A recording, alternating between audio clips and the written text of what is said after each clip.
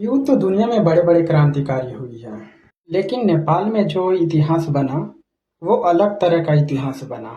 क्योंकि नेपाल की एजेंसी ने 36 सरकार को गिरा के रख दिया। 13 से 28 वर्ष की एजेंसी ने ऐसा ताकत दिखाया कि नेपाल की सरकार देश छोड़कर भाग गए। प्रधानमंत्री और राष्ट्रपति के साथ अन्य मंत्रियों के घरों को आग के हवाले कर दिया गया।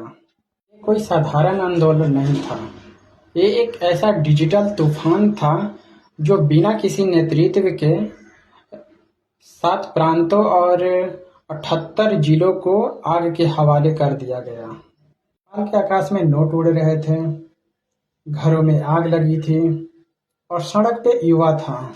नेपाल पूरी तरह से अनाथ हो गया। सवाल यह है कि नेपाल के शासन अब कौन संभालेगा, क्योंकि वहाँ के युवा को नेताओं पर विश्वास नहीं रहा।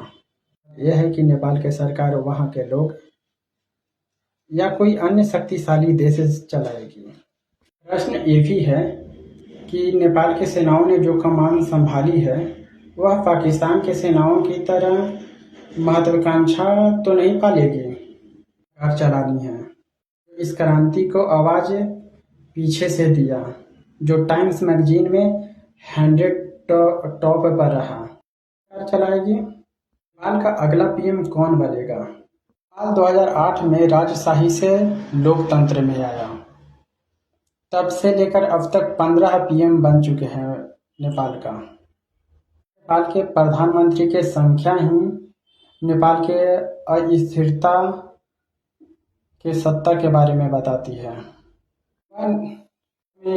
ये जो भ्रष्टाचार के खिलाफ आवाज जो उठाई है, तो युवा चाहते हैं कि उनके पसंद के लोग ही सत्ता में आएं, मुद्दों को सुलझाएं। बेरोजगारी, शिक्षा, अर्थव्यवस्था, उनका सामना करें। ये कौन कर सकता है? जो ये क्रांति का पीछे का जो चेहरा, कहने के तो ये क्रांति बिना किसी नेतृत्व का हुआ है, परंतु कुछ नाम सामने आया है। यह लोग लोकप्रियता और प्रभाव से युवाओं को प्रेरित किया। क्रांति के पीछे का 3 नाम सामने आए।